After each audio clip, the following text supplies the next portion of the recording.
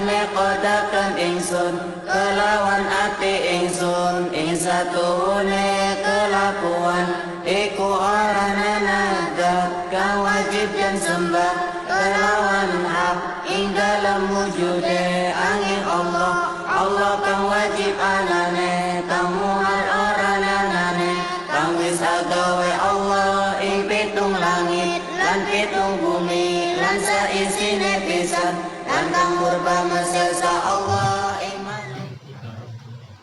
Bismillahirrahmanirrahim. Alhamdulillahilladzi ja'ala lana al-imana wal islam tariqan ilaihi wasabila wa aqama lana ala ma'rifatihi turhanan wa tihan wa karillah wa ba'atha ilaina sayyidana Muhammad ibn Abdullah sallallahu alaihi wa alihi wasallam rahmatan wa mutammiman limakarimil akhlaqi wa rasulah. Wassalatu wassalamu ala sayyidil mursalin sayyidina Muhammadin wa ala alihi tahirin wa ashabihi mujahidin wa man tabi'ahum bi ihsanin ila yaumiddin. Rabbi shrah li sadri wa yassir li amri wa hlul 'uqdatam min lisani yafqahu qawli bi rahmatika ya arhamar rahimin. Allahumma barik lana fi Rajaba wa Sa'bana wa barik Ramadana amin amin ya rabbal alamin. Amma ba'du. Kala mu'alifu rahimahullah ta'ala wa nafa'ana bihi wa bi ulumihi wa barakatihi fid dharaini amin. Kalam tegese wajib ngendika Allah ora kelawan huruf suara muhabisu Allah. Alhamdulillah kita pada malam hari ini sampai kepada pembahasan sifat kalam. Sifat kalam itu sifat-sifat yang wajib tetap ada pada zatnya Allah Subhanahu wa ta'ala yang mana kita wajib mengetahuinya. Kalam Allah. Tapi tidak dengan huruf, tidak dengan suara. Itu paham yang sederhana. Kita memahami bahwa kalam itu sifat apa? Sifat yang wajib tetap ada pada zatnya Allah. Dapat dibahas terlalu panjang ya bisa dimaknai dengan sifat ma'ani. Terus sifat kalam itu sifat ma'ani. Tentunya sifat ma'ani itu sifat yang mempunyai fungsi atau kerja. Cara bahasa kitanya yang berta'aluk. Jadi sifat kalam itu ta'aluknya apa-apa yang dita'aluki sifat ilmu. Ilmu ta'aluk kepada apa? Maklumatnya yaitu wajib, mustahil, jaiz. Begitu juga kalam. Kalam itu kan maknanya ya kalam sifat. Dengan kalam itu maka bisa menunjukkan. Kalam itu bisa dimaknai menunjukkan boleh saja tuduh.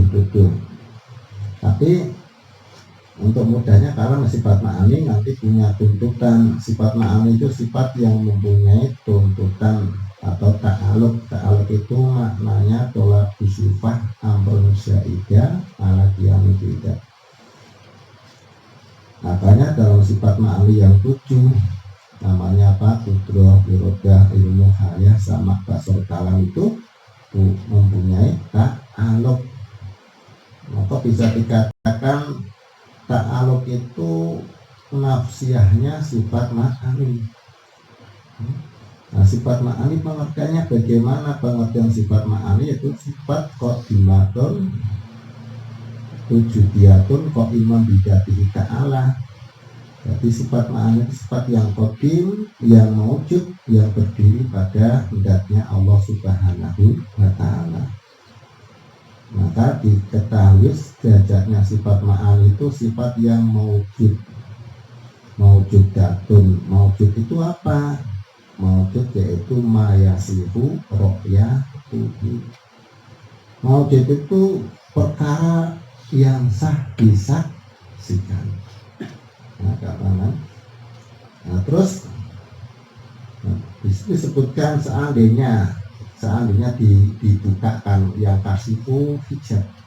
Jadi seandainya dibukakan hijab di aling-aling, maka kita akan bisa melihat sifat ma'aninya Allah Ta'ala. Tak hijab, maka kita tidak bisa melihat sifat ma'aninya Allah karena ada hijab. Hijabnya apa? Yaitu dunia, termasuk setan, hawa, nafsu, dunia.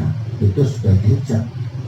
Maka selama di dunia ya tidak bisa melihat Allah. Terus cirinya gampang, sifat ma'ani itu mesti cara Jawa. Jadi kalau Kiai mengajarkan, upamanya kuasa, kudroh itu kuasa, pasti ana apa? Kuasa apa? Kuasa apa? Oh, kuasa menjadikan mungkin. Memang kan gampang. Terus irodah itu menghendaki atau menentukan apa? Ana apa nih? Apa? Yaitu menentukan mungkin. Terus ilmu mesti mengetahui apa? Ono apa nih? Mengetahui wajib, mustahil, jaiz. Maya jibu wa maya mustahil wa maya jaiz. Jadi mengetahui perkara yang wajib, perkara yang mustahil, dan perkara yang jaiz. Kalau haya itu lata ta'aluk bisyai'in. Karena haya yo tidak punya kerja, tapi jadi syaratnya kerja. Ya itu aneh. Kalau tidak ada haya tidak bisa kerja. Sifat haya sebagai syaratnya sifat-sifat ma'ani. Terus sama basar itu mendengar, melihat, nirungu, ningali, nirungu, mersani, kenapa? Mendengar, melihat, mesti orang mendengar apa? Melihat apa? Maka yang didengar, yang dilihat adalah majamil mau juga. Jadi semua perkara yang ada mau juga itu yang disaksikan, jamil mau juga. Tapi perkara yang ada nanti panjang, ada itu bisa apa sih?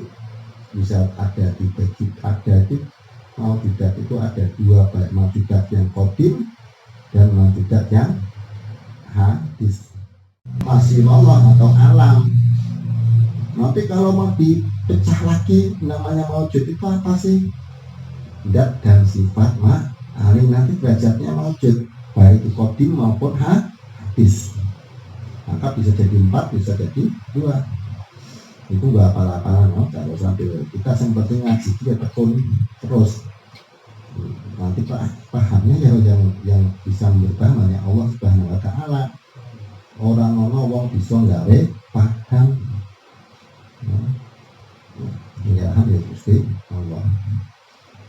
Terus kalam itu ya mesti menunjukkan, bahasa kalam menunjukkan kan, atau ngomong opo, bahasa ngomong opo, lah ngomong opo ya menunjukkan apa, ngomong itu menunjukkan, karena kalam adalah dilalah. Menunjukkan apa yang ditunjukkan kalam adalah yang juga yang diilmui, yang diilmu apa sih? Wajib, mustahil, jaiz. Maka yang di kalam juga wajib, mustahil, jaiz. Berbeda di dalam ta'aluknya. Kalau namanya ilmu itu ta'aluknya dinamakan inkisaf, dimana iqtidah. Tapi kalau kalam ta'aluknya dinamakan dengan dilalah. Maka dilalah itu tuduh itu supaya sama terjone kalam. Lanek mengetahui terjone ilmu. Nah, kita jadi mengulang sedikit tentang sifat ma'ani. Nah, kita harus berbukti main takon-takon cara kancane atau ya yang penting ngaji loh. Karena kita sudah sampai kalam, maka yang kita bahas itu dari sifat kudroh, irodah, ilmu, haya, sama, basor. Kalam itu dinamakan sifat ma'ani, ilmu. Sifat ma'ani lah, sifat ma'ani itu apa? Sifatun qadimatun, wujudiyatun, kok imam bidati ta'ala. Sifat ma'ani iyalah sifat yang bermakna. Sifat ma'ani iyalah sifat yang qadim, yang maujud, yang berdiri pada zatnya Allah Ta'ala. Maka yang perlu diingat bahwa derajatnya sifat ma'ani itu derajat yang maujud itu toh. Tapi nanti ada nafsiyah. Nafsiyah itu sifat nafsiyah ada berapa? Ada satu yaitu wujud. Itu derajatnya hal, takrifnya nanti diketahui juga, dihafal. Ada sifat salbiyah. Salbiyah maknanya apa? Ada berapa? 5. Idam, bako, mukhalafatul hawadisi, dia muta'ala binafsihi wahda. Itu namanya sifat salbiyah. Sing orang ngerti aja itu ngerti. Jangan malu-malu takon, malu bertanya sesat di jalan. Fas'alu ahli dzikri in kuntum la ta'lamun. Diperintah, Gusti Allah perintah. Perintahnya Allah Ta'ala di dalam Al-Quran. Al-Quran itu ada amr, akan diterangkan setelah ini. Di sini Quran itu apa baik, apa amr, perintah apa? Fas'alu ahli dzikri in kuntum la ta'lamun. Kontak sirota. Apabila kalian tidak mengetahui, takon, rasa takon, ya mungkin takon, rasa takon. Artinya orang ngerti takon. Terus sifat ma'ani ada 7, kudroh, irodah, ilmu, ya, sama basar, kalam. Dan setelahnya 7 juga yang lazim dengan sifat ma'ani dinamakan sifat makna wiyah. Qabiran, muridan, aliman, hayan, sami'an, basiran, mutakaliman. Jadi ada nafsiyah, ada salbiyah, ada ma'ani, ada maknawiyah. Kita iklan-iklan ke kaya ngono sampean kuwi nek suruh menawa durung ngerti, men bisa ngerti, dikejar, mengejar. Nah, jiki nek paham saling kerjasama. Sing mulang ya tentunya walaupun tetap hakikatnya yang memberi paham Allah Subhanahu wa Ta'ala, tapi ada adiyah itu namanya metode. Kadang-kadang mikir metodenya bagaimana supaya bisa gampang paham. Nama orang juga mengarang kitab yang matang, disarai, dikomentari, apa tujuannya untuk bisa mudah dipahami orang-orang yang setelahnya. Karena kita orang-orang yang dulu kan cerdas, makin kesini makin tidak cerdas, makin goblok, orang makin pintar, dan makin jelek, makin jelek. Kalau saya itu Pak jelek, jadi nek pingin apik ya meniru orang dahulu. Dari Nabi mendibannya apa? Khairun qurun sumaladi yalinahu. Jadi bagus terbaik itu ada kurunku. Kurun kanjeng Nabi, kurun sahabat terbaik. Semua setelahnya yaitu kurun sahabat, terus kurun tabi'in. Tabi'in tabi'in. Jadi 3 generasi, maka salaf itu dikatakan 300 abad, 300 tahun atau 3 abad ke sana itu namanya salaf. Kalau 300 ke sini, 300 Hijriah ke sini itu namanya kholat. Salaf bisa dikatakan dengan mutaqaddimin. Kholat dikatakan dengan muta'akhirin. Itu.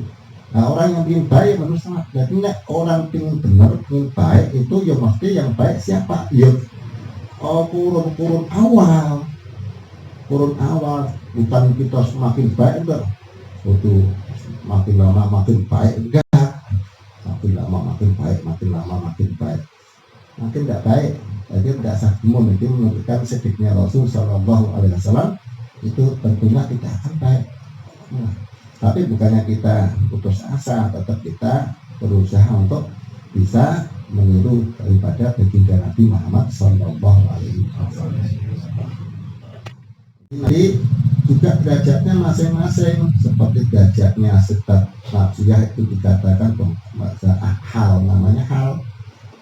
Derajatnya sifat nafsiyah wujud itu hal. Yang salbiyah derajatnya ibarat amrun iktibar, atau bisa dikatakan sifat bangsa adamiyah, karena sifat derajatnya sifat adamiyah. Nah, adamiyah bagaimana? Bidang adalah adamul awaliyah, bakok adamul akhiriyah, mukhalafah adamul mumatsalah, yang muta'ala binasih adamul ikhtiqar, wahdanya adamul ta'adid. Itu dipaham. Tadi dikatakan sifat bangsa ora, adalah cara gampangnya sifat bangsa ora, bangsa adam ilain adam itu ada orang. Terus yang 7 makani derajatnya maujudnya supaya mau mayasihu ro'yah. Nah, setelahnya sifat 7 yang lazim dengan sifat ma'ani dinamakan sifat maknawiyah, itu derajatnya hal. Kita sisi ya. Kita koni apa makna sifat nafsiyah? Nah, kita sebagai Pak Dokter nanti dipaham, tapi saling tanya jawabnya gitu. Nanti kalau mau bahasa yang bisa, yang sudah merasa bisa, yang merasa bisa merasa bisa, maksudnya mengajari yang belum bisa, diajari yang urut, ditanya tentang makna, definisi, takrif, itu ditanya-tanyakan, aja digaris. Nah, belajar mati ngumpet-ngumpet. Ya benar, tapi ada awal-awalnya itu pun itu pasti kan, karena kita kadang-kadang mesti ngulang Pak takon kan nggak sempat.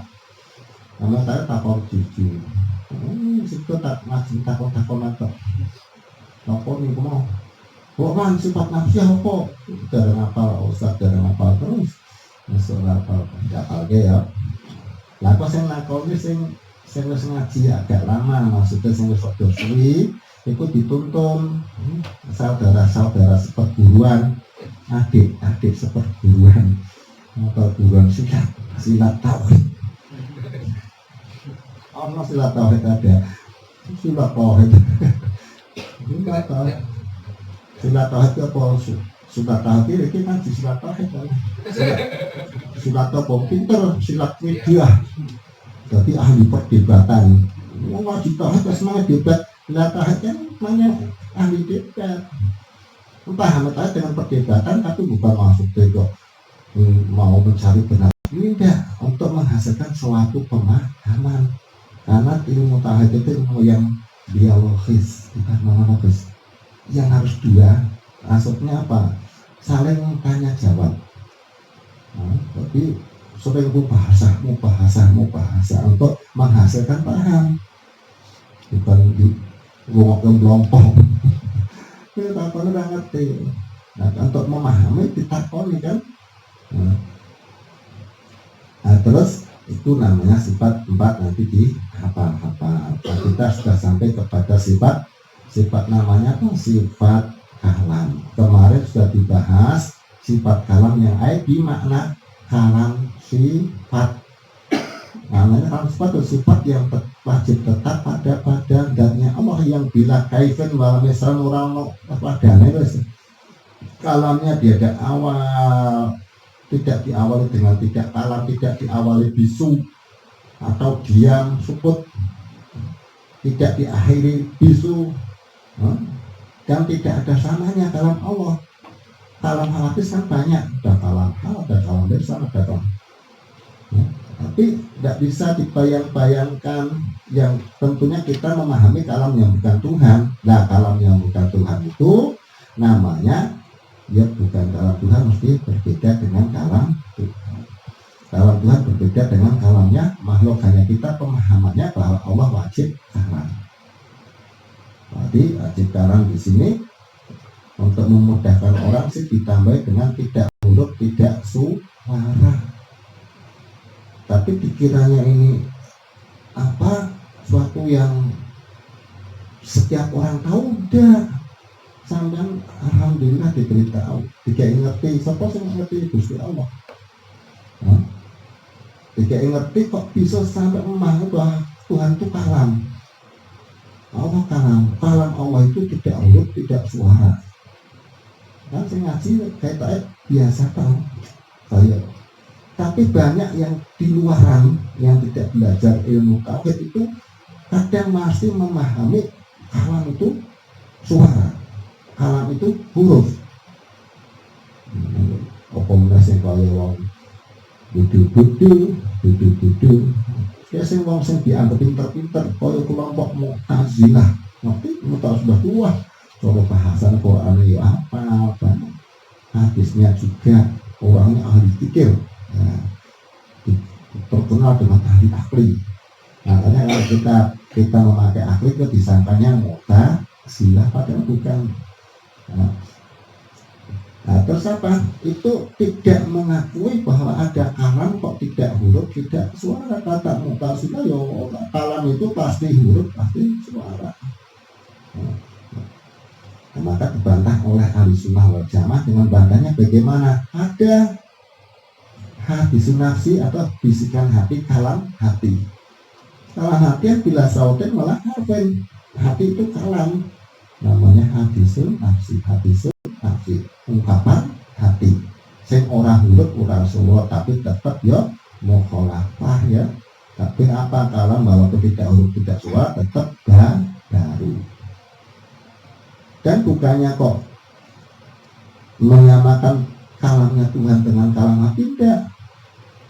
Makanya yang ada pada alam, pada selain Tuhan itu Allah khilafu dzalik.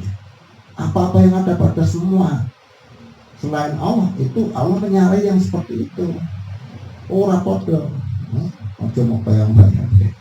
Bayangkan mesti jadi apa yang terlintas di hati manusia itu semua Allah khilafu dzalik. Jadi orang bisa dikontak-kontak. Hanya kita diperintah oleh syariat untuk mengetahui Tuhan dengan akal, yaitu mengetahui wajibnya, mustahilnya, dan jaiznya. Itu atasan daripada makrifat kepada Allah. Nah, kadang ada orang ritual tidak mengenal Tuhan. Makrifat diurung, sultannya Pak Jaluk karo Gusti Allah. Ingin ketemu Gusti Allah, namanya ingin ketemu Gusti Allah. Ingin ketemu. Terus di lampu poso, mbuh mutih, mbuh ngebleng, mbuh apa, terus wiridane kenceng, macane ya kaya maca-maca wong Islam loh. Ini kalimah thayyibah, la ilaha illallah. Sampai dibaca susah apa-apa saro setengah itu setengah di bawah sadar dan setengah orang. Ada poso kacau pakai panas cocok project apa. Terus udah kenal pangeran sesanda wes. Bareng kaya ngono metu swara kuwi apa undang-undang kuwas Pak ya. Kuwi nek wong ora ngerti tentang Tuhan, bahwa Tuhan kalamnya tidak huruf tidak suara, akan terjerumus kesesatan. Dosamu wis tak ampuni kabeh. Sampai wis tak angkat derajatnya jadi orang-orang yang ahli hakikat. Untukmu syariat, nah, itu macam-macam, pokoknya langsung nggih sendika Gusti matur nuwun. Langsung kafir sanalika. Jadi hasilnya kafir tetap. Karena apa? Karena menganggap yang bukan Tuhan dianggap Tuhan itu namanya syirik. Tuhan tidak huruf, tidak suara. Lah nek sebes ngaji tauhid itu mau kok ana suarane aku Tuhan, aku pangeranmu, ana robika. Tampak bae. Pangeran kalau suaranya iblis. Maka alhamdulillah. Jadi kalam tidak huruf tidak suara, kalamnya wajibnya wajib akli. Tapi menemukan kalam Tuhan itu kita tahu bahwa Allah wajib kalam dengan akal. Orang dengan kuping. Dengan kuping suara meneh kan ya. Dengan motor huruf meneh kan. Makanya tidak dengan huruf, tidak dengan suara. Maka dengan akal kita menemukan kalam Tuhan. Karena kalam Tuhan tidak huruf, tidak suara. Kita batasannya bahwa kalam Allah itu wajib. Wajib itu ya tidak ada berhentinya. Kalam Allah itu tak oke aja kayak terus untuk nyempil. Terus itu waktu Tuhan tidak terlewati waktu. terus kaya gampang loh. Kan jangan langsung terus loh. Tuhan itu ono terus langsung terus ki kalimah mantep sing dimana zaman waktu. Maka kalam tok kita fakot tok kalam tok mas. Tapi ada dibayangke meneh. Kalam tok yang bermimil itu kok kuwi. Kalau berat itu ngomong terus raisal ya. Jadi maksudnya tidak terkena sukut atau diam atau namanya apa bakam itu ya bisu. Nah sudah tahu mustahil Allah Ta'ala bisu. Berarti bisu itu ya diam bisu sama. Diam kalau bisu itu kok dosa sedang malangnya loh. Nah macam gampang ke diam sama bisu ya diam orang ngomong bisu orang ngomong. Lah beda kene bisu kalau diam. Ya padha ibadah dikit pokoknya orang ngomong mesti. Nah dalilnya apa? Kita memahami kalam. Dalilnya kalau kita belajar akli, kita kan wajib akli. Jadi wajib akli itu wajib akli apa? Namanya wajib akli nadori. Ada wajib akli doruri, ada wajib akli nadori. Lah wajib yang ada pada Allah Subhanahu wa Ta'ala, wajib wujud dan bapak ilah mutakaliman, itu semua wajibnya wajib nadori. Berarti tidak akan bisa menemukan tanpa berpikir. Ini orang mikir tidak akan bisa menemukan sifat-sifat Tuhan, wajibnya, mustahilnya dan jaiznya. Maka memikirkan dengan perantaranya berpikir, maksudnya berpikir apa yang dipikirkan, yaitu memikir dalil, bukti bahwa Allah Ta'ala itu bersifatan kalam dengan buktinya alam semesta atau barunya alam. Itu sebagai bukti atau dalil. Dalilnya sifat kalam apa sih? Wajib kalam kudusul alam, barunya alam.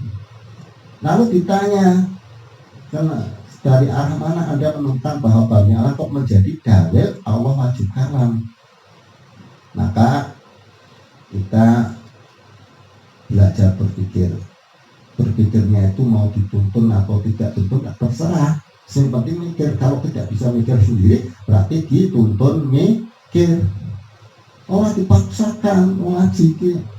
Macam mikir dewe temennya bagus. Dituntun berpikir, tapi setelah dituntun berpikir maka dia akan menemukan, akan melepaskan sebuah taklid. Nanti kalau ditanya tidak menjawab katanya atau tidak tahu setelah dituntun berpikir atau berpikir. Maka kalau ditanya, bahwa kalau kita cara berpikirnya bagaimana dengan tarilan atau dalil burhan. Soro Jawane mikire kaya piye? Lamun tah Gusti Allah ora wajib alam, mongko mesti bisu. Kalau Allah Ta'ala itu bisu berarti kapan-kapan bahasa Indonesia jika kapan-kapan Allah kok bisu mongko yakti maka pasti ngukus tidak sempurna, kurang. Kapan-kapan kurang ya pasti butuh. Kalau butuh berarti pasti baru. Kapan-kapan baru pasti lemah atau apes, tidak bisa menciptakan alam. Kapan-kapan apes pasti alam tidak ada. Alam orang-orang. Kapan-kapan apes Allah mongko ora wujud apa alam. Tetapi orang wujud alam itu batal sebab ketinggalan motor. Tapi tiada alam itu batal karena alam ada, kelihatan mata, faktanya alam ada. Maka dengan adanya alam yang baru itu jadi dalil atau bukti. Kapan-kapan batal mongko jadi wajib apa persifate Allah kelawan sifat alam. Nah, jadi kalau sudah seperti itu berarti kita sudah makrifat. Yang dimaksud makrifat seperti itu. Jadi mengetahui Allah wajibnya, mustahil jatnya beserta dalil. Kalau sudah paham kalam, terus paham dalilnya kalam, barunya alam, itu berarti sudah makrifat sifat kalam.